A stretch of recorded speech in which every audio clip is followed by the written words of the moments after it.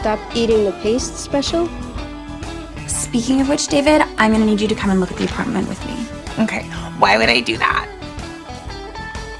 Yesterday, I was scraping some gunk off my wall sockets with a metal fork, and I gave myself the nastiest shock. And when I came to, I had an epiphany. It's Hard-Headed Sports with Spinny and Fetty Bus. Famous for their podcasts, you can now catch them right here on The Al Travis Show. Got him, Fetty. It's Spinny and Fetty Bus with us today. Guys, how are we doing this morning? Doing well. How are you doing?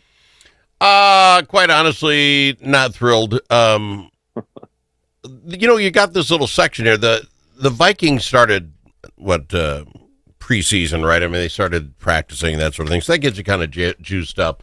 But you got 4 or 5 weeks before anything really happens. So you have Twins baseball, right? That's what you have if you're a Minnesota fan.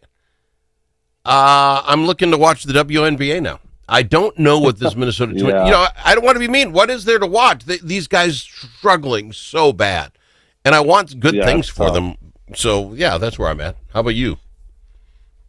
We're behind 1, 2, 3, 4, 5, 6, 7, 8 teams, not counting the division leaders currently ahead of us in the wild card race. So it is looking very, very bleak, yes. And do you see anything on the horizon that looks like that might turn around?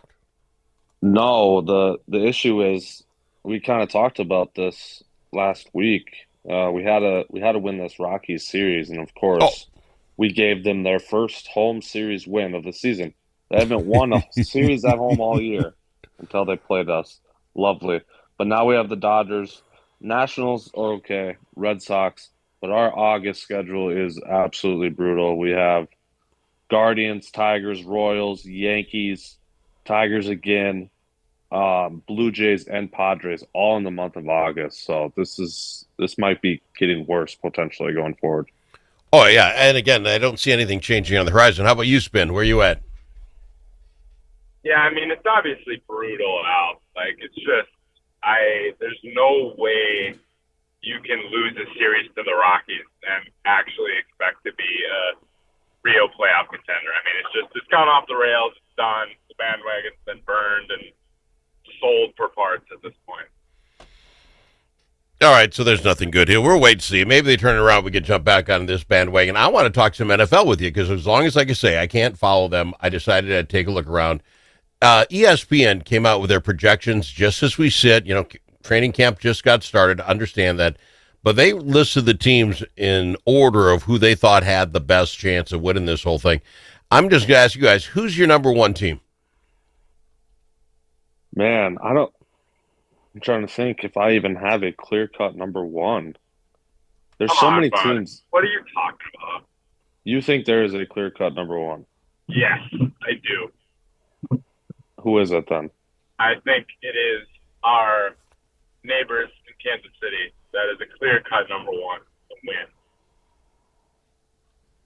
They're the clear-cut number one after they just lost to the Eagles? Like, I don't know. I mean, you could say the Eagles too. I would take either.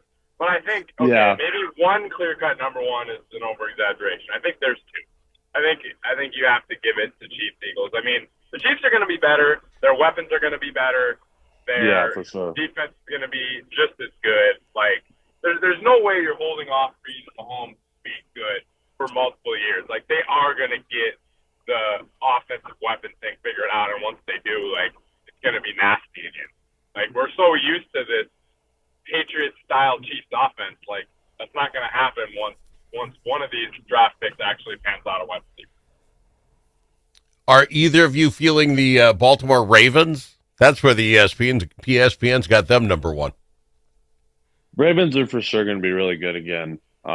Obviously, with them, just the whole thing comes down to the playoff performance, right? They seem to flame out once the playoffs happen. So that'll just be the biggest thing. I know they're going to be good, and they're going to rack up the wins in the regular season. So the biggest thing is, can they beat Mahomes? That's literally all it comes down to in the AFC. I'm with Spinny, though. I do think Chiefs Eagles kind of a little above everybody, but there's a big group of teams I feel like right on their tail. See, that's funny. They have the Eagles number two. And okay, she wanted Buffalo Bill Eagles, and I could go with that. Bills. They then had the Detroit Lions at number 3, and I hadn't heard you guys throw any of the NFC Central in here, or North. Listen, I would might take be a all homer. the. Go ahead, bud. I might be a homer, but I'm taking the Vikings over the Lions for sure this year. Absolutely. I If I was a betting man, I'm smashing all the Lions under. Like, all of them. Like, they're lost both their coordinators. They lost their center. They're just not going to be quite as good, and the division's going to be slightly better. So I just don't see a way the Lions don't take a step back, at least slightly. Like, they're still going to be good. Okay. Well, they got Lions at 3, then they have the Bills, and then the Chiefs. Discuss. You guys haven't brought up Bills. I think Bills definitely in that mix too. They're just kind of in that Ravens category, though. It's like, what are they going to do in the playoffs? Are they going to be able to beat Mahomes? Like, I don't know. So I think they deserve to be in that conversation, though, for sure. Josh Allen he's just insane. So defending MVP, that'll always give you a chance. Spinny, defend yourself. This is the Kansas City Chiefs, number 1. They haven't lifted 5th. I mean, it's just classic Kansas City hate, and they lose a playoff game once, or twice every 3 years, and people jump on them like they're the Minnesota Vikings playoff performances. I've just seen it too much.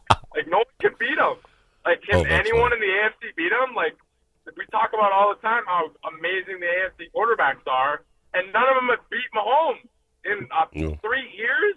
Like, I just don't understand how we can just see what we've seen for the last 5 years and just be like, nah. I just don't get it. I don't get it either. Well, they throw the Denver Broncos in at number 6. Is that, and then the Commanders at 7. Talk about those two. I'm more likely a Commander fan than it would be Denver Broncos coming alive. I think the Broncos, that's a little generous for them, but their defense is so good, so that'll give them a chance in a lot of games. I do think they'll probably win at least 10 games in the regular season. So from that standpoint, they're going to be up there, but I don't have any faith in the Broncos come playoff time. I'd for sure take Chiefs, Bills, Ravens all in the AFC alone, if not a couple other teams too.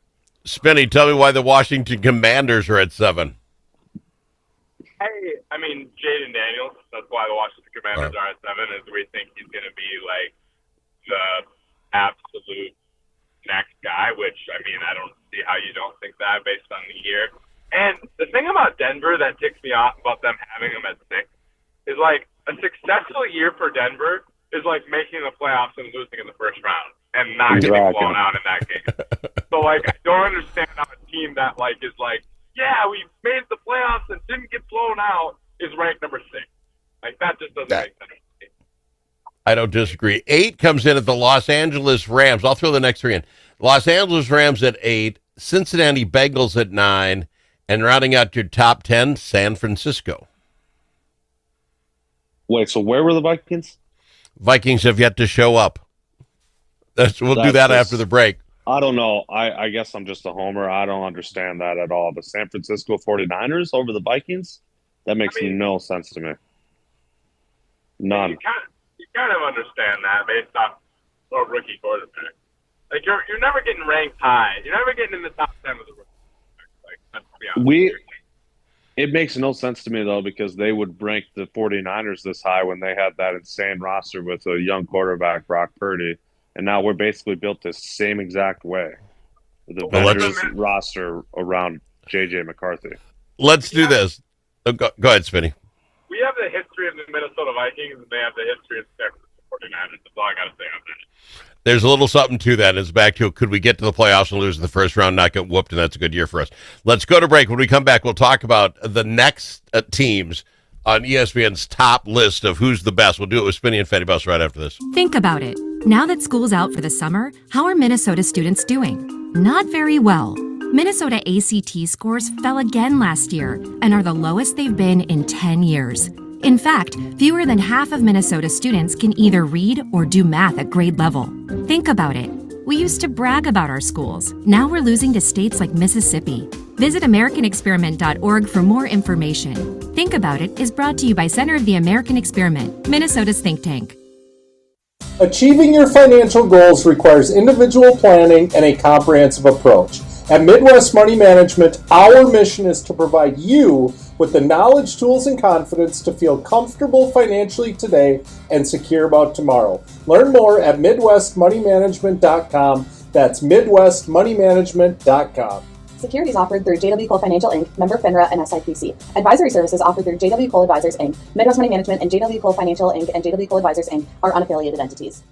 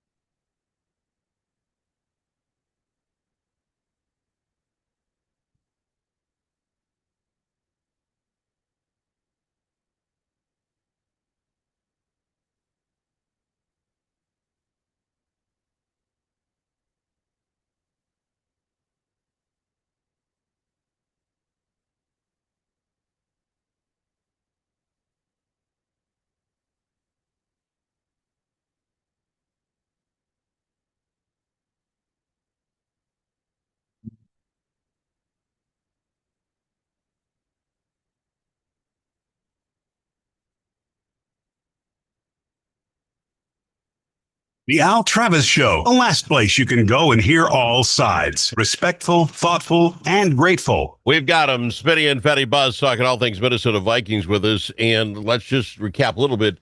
The ESPN group has the Detroit Lions at number 3. When we go past 10, we find the Minnesota Vikings sitting at number 11.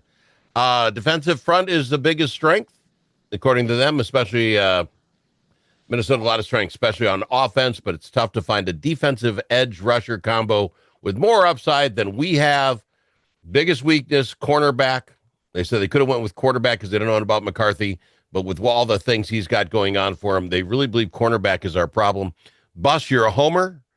You think Minnesota can beat Detroit in this league? They've got them 8 spots ahead of us.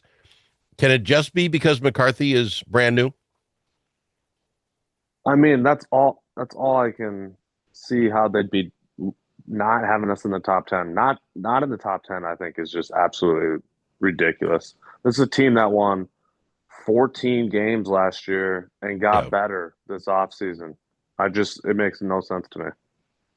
Fair enough. What do you, by the way, your prediction of how many wins they'll win this year? I definitely think less. I mean, obviously 14 that was just an insane season, but I'm expecting at least the 10 to 12 range. I don't see how we don't get at least 10 wins. Obviously, it all hinges on JJ, right? I do have some faith in him, but it's the same exact argument we had with Darnold going into last season. He just needs to throw an accurate ball. The O-line is there. He's got weapons all around him. And then our defense, especially our defensive front, like they mentioned in the article, is elite. So I think that's going to get us to double-digit wins for sure. Spinny, we know Bus is a big homer. That's why we love him. Give me the real reason there at number 11, Spin. The 3 things that win consistently in the NFL past having a superstar quarterback are offensive line, defensive line, and offensive weapons. And I think the Vikings are like top 3 in the NFL at all 3 of those things. So given that, I think like roster-wise, we definitely have a top 10 roster. It's just the JJ situation. Can he be risky enough. That's the biggest thing I'm worried about with JJ, I guess, is like Darnold was ripping That's it a good last point, year, yeah. You know, Darnold was throwing downfield, was getting after it, and that plays to the advantage of our weapons. I'm like, if JJ can do that at least, maybe it's not accurate all the time, maybe it's accurate sometimes, but he's going to have a lot of time, and if he can make good decisions, we're going to be okay. I am going to reserve my win total prediction for later until I go through the Also, All right. That's fair.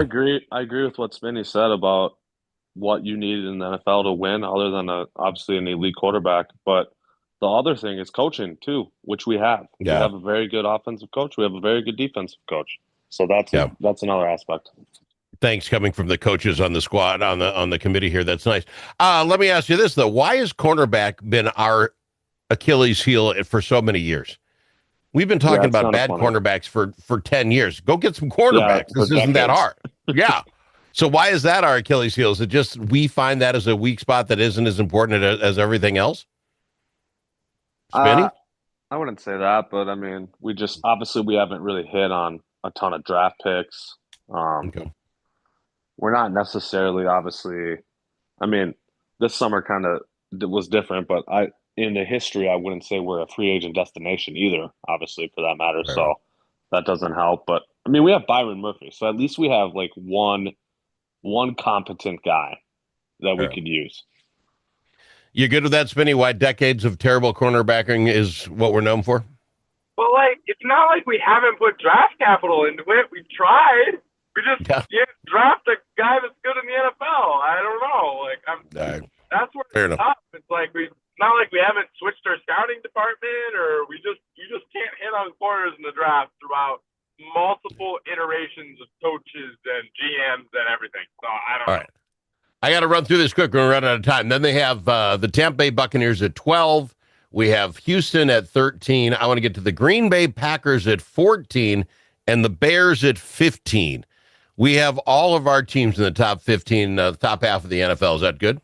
Is that a good number for everybody? That's probably a fair projection coming into this season. Yeah, I would say, like Spinny alluded to earlier, I think the division got better. I think all the teams got better a little bit. Detroit took a little step back, but in terms of wins, I mean, our division might be the best in the NFL potentially this season in terms of total wins. All right. And the NFC is worse than the AFC too, overall. Yeah, that's I also fair.